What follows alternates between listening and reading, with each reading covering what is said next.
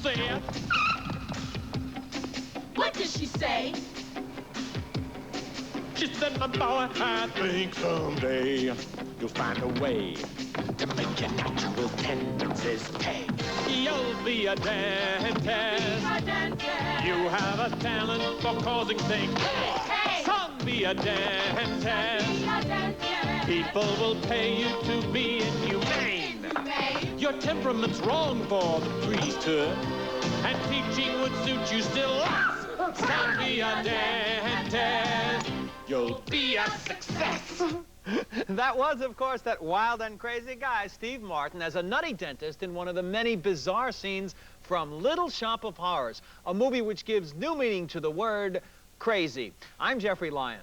And I'm Michael Medved. In addition to Little Shop of Horrors, we'll be reviewing No Mercy, starring Richard Gere and Kim Basinger trying to escape from a vicious killer in the Louisiana bayou. Platoon, with young Charlie Sheen as a raw recruit who's forced to confront the madness of the Vietnam War. And Miss Mary, with Julie Christie as a governess for an upper-class Argentine family who gets involved with one of her young charges. And then Nancy Glass will offer her recommendations of some vintage Christmas treats available now on video cassette.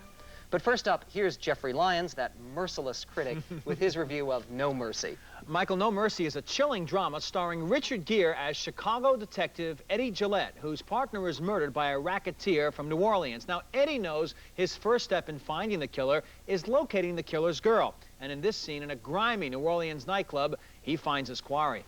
You remember me?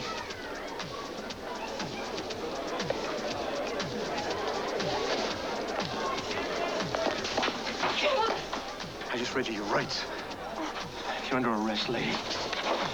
This is what's gonna happen. You and I are gonna walk out of this joint. You're gonna keep your mouth shut. Yeah. Huh? Move.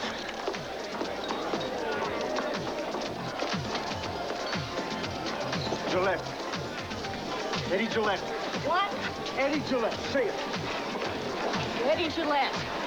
Is there anything else come out of your mouth? Your history? If you shoot, they'll kill you. I give a about dying.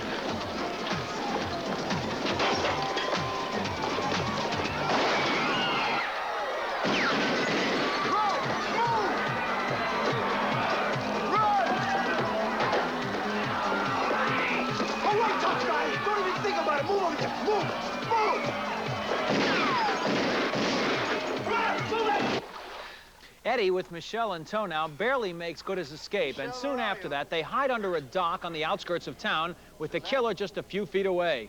Eddie Gillette. Sure, I know your name.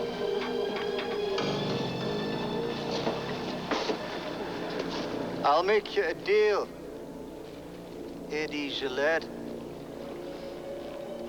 Let Michelle go. If you make me come after you, you die, for sure. Like an animal, like your friend. I cut him open, Eddie Gillette. Well, Eddie continues to elude the sadistic gangster and his henchmen, and later, after he gets no help from the local cops, Eddie holes up in a deserted hotel awaiting a final showdown. By now, Michelle realizes that she loves Eddie, but here he tells her to flee to safety. Michelle, listen to me. I want you to go.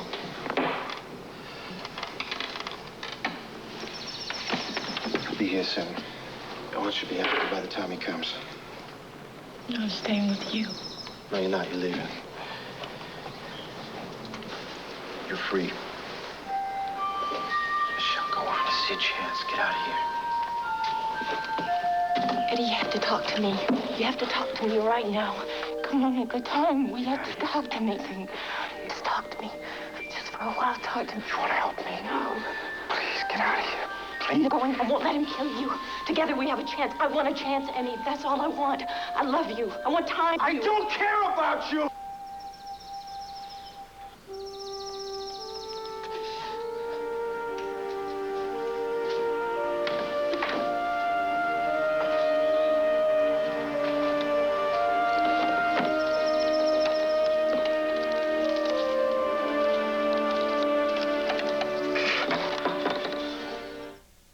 For Richard Gere, No Mercy is his best movie since An Officer and a Gentleman. He is thoroughly believable as a cop out to avenge his buddy's senseless murder and determined to let nothing stand in his way. And he and Kim Basinger are sizzling together. Now, for her part, Kim Basinger effectively conveys fear and vulnerability as the killer's illiterate, brutalized Cajun woman. And Jeroen Kreb is absolutely eerie as the killer. And his character, combined with the exotic bayou locations and thrilling confrontations, makes No Mercy an effective study of two people in danger and on the run. And Jeffrey, I thought this was a preposterous study, a preposterous movie. Didn't believe it for a minute. It takes Richard Gere, who's supposed to be a Chicago cop, puts him in New Orleans where he begins going absolutely wild, doing things that no cop would ever do, shooting people at random and smashing his cars into things. And then basically it tries to be a gritty, realistic, gutsy cop movie, and it ends up as a fantasy with Richard Gere as a superhero taking on 20 people at once. You're taking this too literally, Michael. Richard Pierce, the director of this movie, who made Country, is here giving us a setup for these two very sensuous actors, and it works wonderfully. They have an attraction to each other. At first, she doesn't have it, so it's not simple. She evolves into somebody, as you saw there, in fear of him and then loving him. It's done very effectively. And I was very disturbed by their relationship. How does he treat her? He hits her. He handcuffs her. He brutalizes her. Richard Gere is tough and brutal and sadistic to her, and so naturally she falls in love with him. I'm tired of movies that treat women that way and give the idea that that's what makes women fall in love. She falls in love with him because she realizes he's right. He brutalizes her at first because she is a witness to the murder of his buddy, a police officer in Chicago. Not only that, Michael, this movie has believable action, it has a sense of danger, it has a hard edge of reality to it, and I think it's two actors perfectly cast. I think the actors were okay. It's an ugly, implausible movie. The only one who was good in it was Jeroen Kreb. He was wonderful. He was, I should say, he was the one who was the best in it, but he's cast in the next James Bond film as a villain, and that's where he belongs, where he can do a cartoon villain. This is basically a cartoon movie masquerading as a realistic piece, and it doesn't work. Make sure you don't take that movie too literally either, Michael. You won't enjoy that one either. I don't like to take James Bond literally. Our next film is Little Shop of Horrors, and it's based on the hit off-Broadway musical, which was in turn based on Roger Corman's grade Z science fiction classic of 1960. Now, the action in Little Shop of Horrors takes place in a Skid Row flower shop that becomes wildly successful overnight, thanks to a somewhat unusual new plant that's developed by the shop's nerdy assistant, Seymour. Now, this young botanical genius, who's wonderfully played in this film by Rick Moranis, feeds his creation with drops of his own blood until the plant finds a new way to ask for plant food. I don't want to hear this. Feed me. Does it have to be human? Feed me. Does it have to be mine? Feed me. Where am I supposed to get it? Feed me, Seymour. Feed me all night long. That's right, boy. You can do it. Feed me, Seymour. Feed me all night long. 'Cause if you feed me, Seymour, I can grow up big and strong. You eat blood, Audrey, too. Let's face it. How am I supposed to keep on feeding you? Kill people? I make it worth your while. What? You think this is all coincidence, baby? The sudden success around here, the press coverage.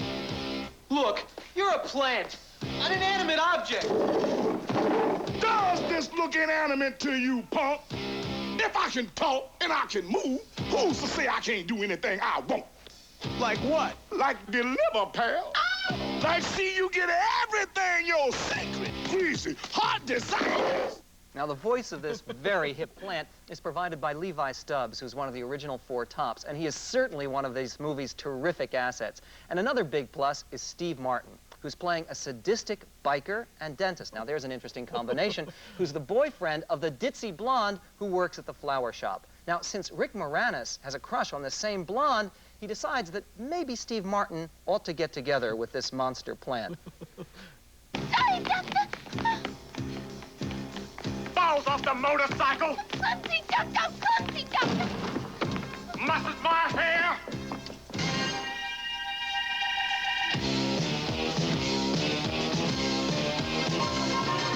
If you want a rationale, it isn't very hard to see. No, no, no. Stop and think it over, pal. The guy sure looks like plant food to me. The guy sure looks like plant food to me. The guy sure looks like plant food to me.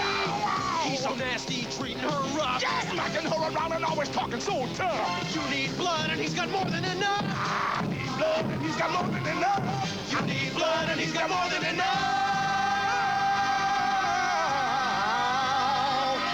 So go get it. Seymour follows that advice by making an appointment with that friendly neighborhood dentist, who quickly takes charge of the situation. Stop that wisdom tooth. We'll just rip that little bugger right out of there. What do you say? No, There's always time for dental hygiene, Seymour. You ever seen the results of a neglected mouth? Look, Seymour, this could happen to you. Unless I take immediate action. what's that? The drill. It's rusty. It's an antique. They don't make them like this anymore. Sturdy, heavy, dull. I'm gonna want some gas for this. Oh, thank God. I thought you weren't gonna use any. Oh, the gas isn't for you, Seymour. It's for me. Actually, it's this entire picture that's a gas, and it's the most enjoyable movie musical in a long, long time. The tunes are catchy, and the lyrics are clever, and the songs are presented with such crackling energy that you're going to leave the theater singing. This picture was directed by Frank Oz, who's been Jim Henson's partner on so many Muppets projects, and here he used just the right touch as director, creating bright, bizarre comic book images, but never losing touch with some sympathetic characters. Little Shop of Horrors is irresistible and exhilarating fun. And along with Star Trek IV and Crimes of the Heart, in my opinion, it's definitely one of the movies to see this holiday season. You're right, Michael. Is it just me? Did you notice Rick Moranis looks like the plant a little bit? Maybe That's a good point. Genius of casting. You mentioned Frank Oz, a director. Now, maybe he's used to working with children on Sesame Street and with the Muppets, people with short attention spans. It's worked here brilliantly. Why? Because if you don't keep the pacing throughout, it'll just become one silly joke. And all through this wonderful movie, he keeps injecting new, bizarre forms of humor. As the plant grows bigger, the laughs get stronger. And the acting is sensational. I mean, not only are the special effects on that plant terrific, but Steve Martin here, who was so disappointing in Three Amigos, which we reviewed last week, here he shows what he can do. This is probably a Best Supporting Actor nomination for Steve Martin. At least. And also Bill Murray makes an appearance in the movie. He plays a pain freak. It's a role created by Jack Nicholson in the original some 25 years ago, and he's very funny. And you know, when you're watching a movie musical, all too often you feel foolish applauding because the actors aren't up there as they are on stage. But in this movie, when you're watching it, you want to applaud because there's kind of a feeling of community in the theater that you're enduring this. Some of the scenes are pretty gross, but it's quite an experience. But it's the feeling of participation. I think you put your finger on it. And one of the reasons that it works so well is these are actors, Ellen Green, who plays the blonde, and Rick Moranis. They did their own singing. It's not dubbed in. There's a feeling of immediacy. The sound quality, a technical aspect of the film, is phenomenally good. And the imagination of the musical numbers. That first number on Skid Row, when all of a sudden you see some of the bums and the alcoholics who are lying in the street picking up their heads and singing as a chorus, you know this is a very different, inventive movie Exactly. musical. It's not the kind of musical that's often transported to the screen from Broadway where everything's bland and sweet and Sound of Music, good as though those are for some audiences. Here, it's more outrageous by the minute. Very few movies are able to get loonier as they go along. This is that special People film. are going to enjoy seeing it more than once. This movie, believe it or not, is going on my best of the year list. Oh, it's a good. very good film. Looks like the plant, doesn't he? Well, our next movie is a realistic war picture called Platoon. Set during the height of the Vietnam conflict in 1967 and 68, it centers around the experiences of a college dropout who's volunteered for combat as an Army foot soldier. Charlie Sheen stars, and in this scene, during his first week over there, he writes to his grandmother back home. His letter has an old but poignant message. Somebody once wrote, hell is the impossibility of reason. That's what this place feels like, hell. I hate it already, and it's only been a week. Some damn week, Grandma. The hardest thing I think I've ever done is go on point 3 times this week. I don't even know what I'm doing. A gook could be standing 3 feet in front of me, and I wouldn't know it. I'm so tired. We get up at 5 a.m., hump all day, camp around 4 or 5, dig a foxhole, eat, then put out an all-night ambush or a 3-man listening post in the jungle. It's scary because nobody tells me how to do anything because I'm new. Nobody cares about the new guys. They don't even want to know your name. The unwritten rule is a new guy's life isn't worth as much because he hasn't put his time in yet. And they say if you're going to get killed in the Nam, it's better to get it in the first few weeks. The logic being, you don't suffer that much. If you're lucky, you get to stay in the perimeter at night. And then you pull a 3-hour guard shift. So maybe you sleep 3-4 hours a night, but you don't really sleep.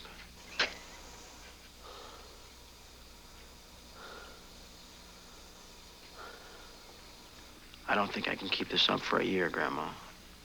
I think I've made a big mistake coming here. Well, later, near the Cambodian border, Sheen and his platoon find one of their buddies murdered by the enemy. So they trek to a nearby village where they suspect the enemy has been hiding munitions and finding sanctuary. And the platoon's top sergeant, who wants answers from the villagers, is willing to kill to get them. Let's go, all right? This is his daughter, right? Right?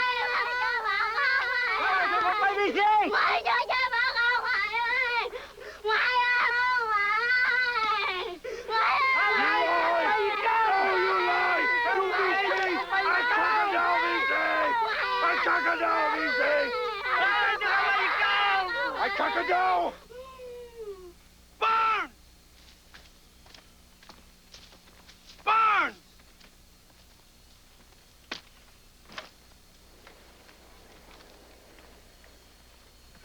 Stay out of this, Lyons. This ain't your show.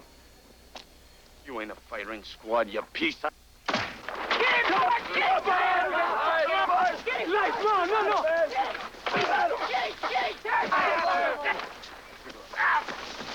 him!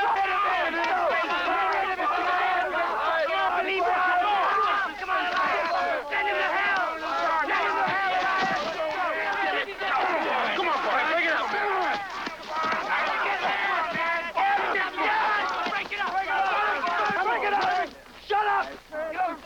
Break it up! Listen up! Captain says to torch this place, you hear that? Torch this place! Platoon is a devastating saga of young men in war, living moment to moment. In fact, this story of one Army grunt's harrowing experiences is, I think, the red badge of courage of Vietnam. The combat sequences are so terrifying, so convincing, that you almost get the sense of the real thing, of impending death at any instant. Sheen's growing disenchantment with the war and the senseless brutality he sees on both sides is a powerful dramatization of that divisive era.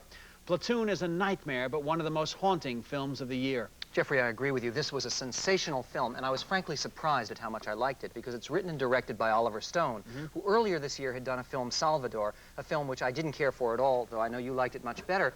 And the reason I like this one so much more is because it's so much more a human film. It's not preachy. It's not a political melodrama. It focuses on the individual human beings very effectively. Perhaps because it's autobiographical. That's what Stone did. He dropped out of college and enlisted as an Army grunt. And you also get the sense of the cheapness of life and also of Sheehan, the Stone character, loathing what he's becoming, finding himself able to kill on command, doing things that would have horrified him only 6 or 7 weeks before. But what works so well in the film is the taste, the smell, the sights. The photography is devastatingly good. The music that's used, they use Samuel Barber's Adagio for strings, and they use it beautifully to heighten the tragedy of what's going on in this motion picture. I think there are some flaws in it. It's a little bit melodramatic at points where they do a sort of crucifixion scene with a good guy sergeant in slow motion and he's falling over. But with those reservations aside, it's a tremendous movie. That's a small price to pay for this picture, Michael. You know, this is Sheen's 4th movie this year, and his father, Martin Sheen, was in Apocalypse Now. This one is a much better picture. It doesn't go off on a tangent the way that movie did. I think it's the best movie made about Vietnam to date. I absolutely agree with you. Much better than Apocalypse Now and better than Deer Hunter, precisely because it's so focused on the reality and doesn't try to use Vietnam as a metaphor or a fantasy or something else. Focuses on the war. The life of a grunt was to advance and to kill anybody in his way and to advance and to rest and advance, and that's what goes on in this movie. It's difficult to endure. There are several brutal sequences like that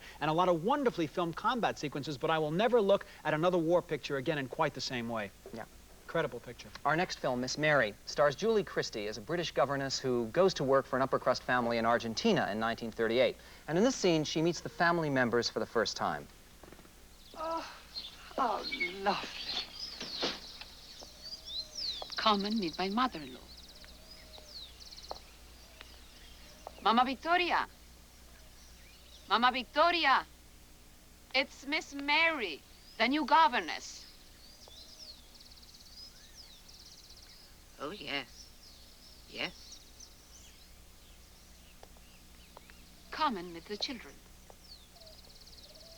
So you're Teresa. May I call you Terry? It's a dog's name. It's lovely. That's what we call you in England. But we're not in England. And who are you, may I ask? I'm Isadora Duncan. The dancer who passed away, strangled by her scuff. You don't say passed away, Carolina. And why can't I say passed away? Because that's the way the servants talk. Once has died. Hello, I'm Johnny.